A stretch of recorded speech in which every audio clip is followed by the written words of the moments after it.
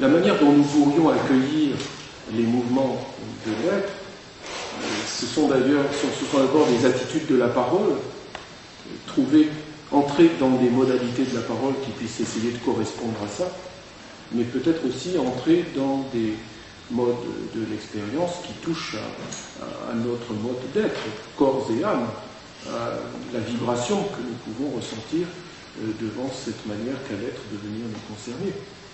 J'ai tendance à penser que des modalités comme celles que l'analytique existentielle faisait paraître quand il parlait de la structure de l'ouverture du là, à savoir la Stimmung, la vibration constitutive du rapport à l'être, reste valide. Et il y a dans les Beiträge zur Philosophie, nous le verrons la prochaine fois, toute une analyse des Stimmung, c'est-à-dire des ambiances, des atmosphères affectives dans lesquelles nous vivons aujourd'hui l'absence de l'être et même le refus de l'être, la manière dont l'être se détourne des humains. Il en énumérera quelques-unes qu'il étudie dans les Beiträge zur Philosophie, comme par exemple die Scheu. C'est une espèce d'effroi avec la nuance de la pudeur. Quand nous ressentons la manière dont l'être nous a abandonnés, dont les étangs sont aujourd'hui vides de tout rayonnement de l'être, nous ressentons une espèce de Scheu, un effroi qui est une modalité de la Stimmung, et qui se substitue, dit Heidegger, au Tomatsein des Grecs.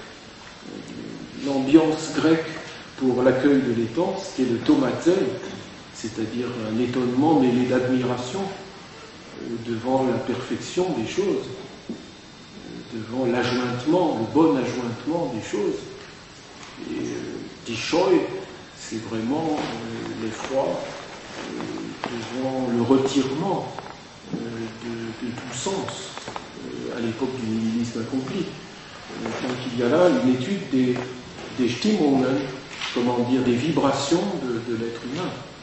Et bien sûr, la parole, elle doit se soucier de rendre quelque chose de ces vibrations, de les porter à leur quasi-disparition vibratoire, comme dit l'autre, le poète.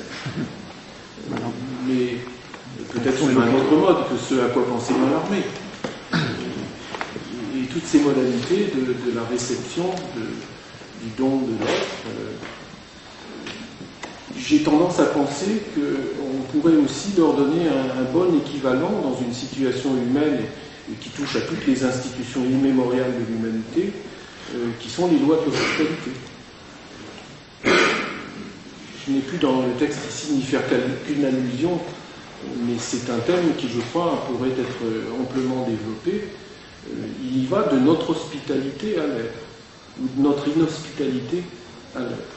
Une manière de ne pas être sensible aux vibrations ambiantes de la manière dont l'être se donne à une époque de l'histoire de l'être, qui équivaut à un manquement extrêmement grave, un défaut extrêmement grave à l'égard de l'être, qui se manifeste par le manquement aux lois de l'hospitalité.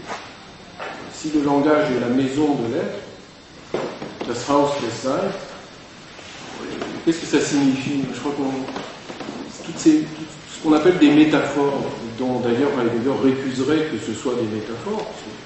Chacun sait que c'est pas en pensant à la façon dont nous habitons notre maison que nous pouvons comprendre la façon dont nous habitons d'une certaine façon le langage de l'être. C'est même peut-être l'inverse, dit-il. Quelquefois, c'est en pensant à l'expérience de l'être. Dites-moi comment vous vous situez par rapport à l'être et je vous dirai comment vous habitez. C'est peut-être plutôt dans ce sens-là qu'il faut lire les choses. Mais quand on dit une chose, recours au poète, recours aux images, Heidegger fuit ses responsabilités et donc il se met à inventer des images poétiques. Je sais bien naturellement que tu ne sens pas du tout les choses comme ça, et tu es très bien placé pour le savoir par tes propres sources. Mais das Haus des Seins, la maison de l'être, qu'est-ce que ça veut dire? Est-ce que ça veut dire la maison dans laquelle nous accueillons l'être?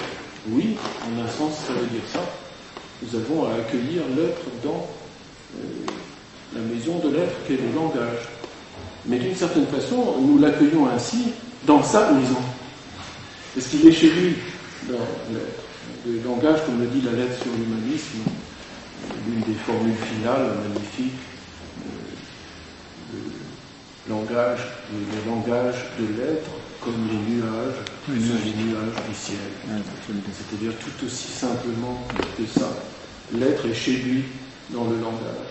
Il précise dans Acheminement à la parole, il précise dans toute langue, en toute langue, y compris dans les langues des peuples qui n'ont pas pris part à l'histoire. Ils ne sont pas entrés dans l'histoire, il le précise. Donc dans toute langue, l'être est chez lui. Et il se peut que les locuteurs, comme on dit également, n'en soupçonnent rien. C'est même la plupart du temps le cas, y compris dans les langues où il y a un verbe être. Ce n'est pas le cas de toutes les langues. Donc, cette question de l'hospitalité, je crois qu'elle est extrêmement liée à l'idée du don. Ici, on nous parle d'une économie du don. Cette économie du don, elle doit avoir pour corrélatif une éthique de l'hospitalité à l'égard de l'être. Il nous faut inventer tous ces modes de la réception, de la donation de l'être, y compris les plus terribles, parce que le nihilisme, comme nous le disions tout à l'heure, c'est une époque, une manière que l'être a de ne pas se montrer en mettant en avant des dons qui sont probablement des dons empoisonnés. Mais ces dons empoisonnés, nous les voulons. Alors, on y adhère, et du coup, nous signons notre propre adhésion au nihilisme dans tous les instants de la vie. Nous pourrions aussi refuser cette adhésion sur des modes extrêmement divers. Et voilà où se jouerait, à mon sens, la manière d'accueillir ou de ne pas accueillir ce dont nous parle Heidegger.